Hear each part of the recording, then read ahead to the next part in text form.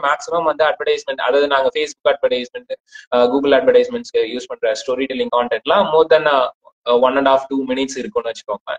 பேசிக்கா நான் அதை எப்படி நான் திங்க் பண்ணுவேன்னா, இந்த கண்டென்ட் முதல்ல நான் பார்ப்பேன். முதல்ல நான் பார்ப்பேன், நான் தான் ஃபர்ஸ்ட் செக் பண்ணி பார்ப்பேன். நான் வந்து ஒரு ஆடியன்ஸா இருந்தா இதை எப்படி நான் கன்சியூம் பண்ணுவேன் ஃபர்ஸ்ட். அதுக்கப்புறமா தான் நான் வந்து ஆடியன்ஸ் கிட்டேயே நான் கொண்டு போவேன். ஆக்சுவலா நான் திங்க் பண்ற ஒரு விஷயம் வந்து சில ஆடியன்ஸோட மேட்ச் ஆகும், சில ஆடியன்ஸோட மேட்ச் ஆகவே ஆகாது. நம்ம என்ன நினைச்சாலும் மேபி என்னுடைய தாட் ப்ராசஸ் வேற மாதிரி இருக்கும், அவங்களோட தாட் ப்ராசஸ் வேற மாதிரி இருக்கும். இல்ல கலரிங்ல கூட சேஞ்சஸ் இருக்கு.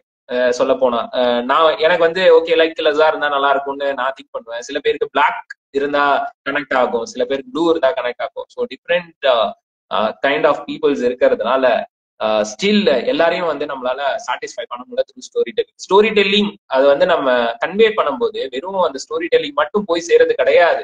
அங்க இமோஷன்ஸ் இருக்கு, கலர் கான்செப்ட் இருக்கு, டெக்ஸ்ட் கான்செப்ட் இருக்கு, நிறைய சைக்காலஜிக்கலா வந்து பாத்தீங்கன்னா ஸ்டோரி டெல்லிங்க சுத்தி இருக்கிறதுனால ஒரு ஆடியன்ஸை வந்து நீங்க ஃபுல்ஃபில்லா வந்து நம்மளால பண்ணவே முடியாது.